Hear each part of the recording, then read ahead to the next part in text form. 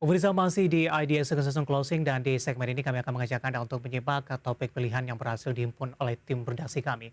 Di mana rapor merah masih dibukukan oleh sektor saham teknologi, properti dan real estate serta infrastruktur untuk periode berjalan 2022 hingga akhir Mei 2022.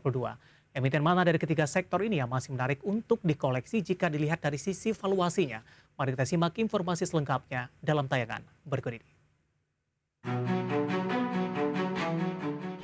Indeks harga saham gabungan mampu membukukan rapor hijau year to date hingga akhir perdagangan sesi Mei 2022. Data PT Bursa Efek Indonesia menunjukkan indeks komposit telah menguat 8,62% untuk periode berjalan tahun ini. IDX sektor energi yang masih menjadi jawara dengan kenaikan 53,64%. Di tengah rapor mentereng 8 indeks saham sektoral, ternyata masih ada 3 sektor yang masih berjibaku di zona merah dengan mencetak return negatif secara year to date. Tercatat, indeks sektor teknologi dengan koreksi 14,27%, indeks sektor properties and real estate 7,50%, dan indeks sektor infrastruktur 0,35%. Dikutip dari bisnis.com, Guru Besar Keuangan dan Pasar Modal Fakultas Ekonomi dan Bisnis Universitas Indonesia Budi Frensidi menilai, sektor saham properti dan real estate masih sulit. Pasalnya perbankan masih menahan kreditnya terutama untuk yang berbunga rendah akibat antisipasi kenaikan suku bunga mengiring inflasi.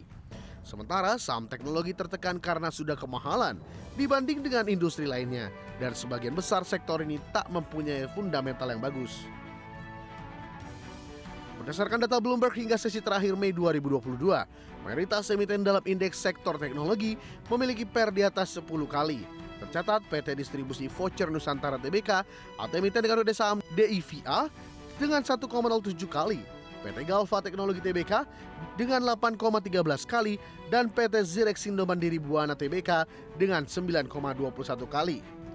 Dari jajaran IDX sektor infrastruktur, masih ada beberapa emiten yang memiliki PER di bawah 10 kali, seperti PT Nusa Tbk dengan 4,34 kali, PT Bukaka Teknik Utama Tbk dengan 6,15 kali, PT Wijaya Karya Bangun Gedung Tbk dengan 7,92 kali, dan PT Cikarang Listrindo Tbk dengan 8,20 kali.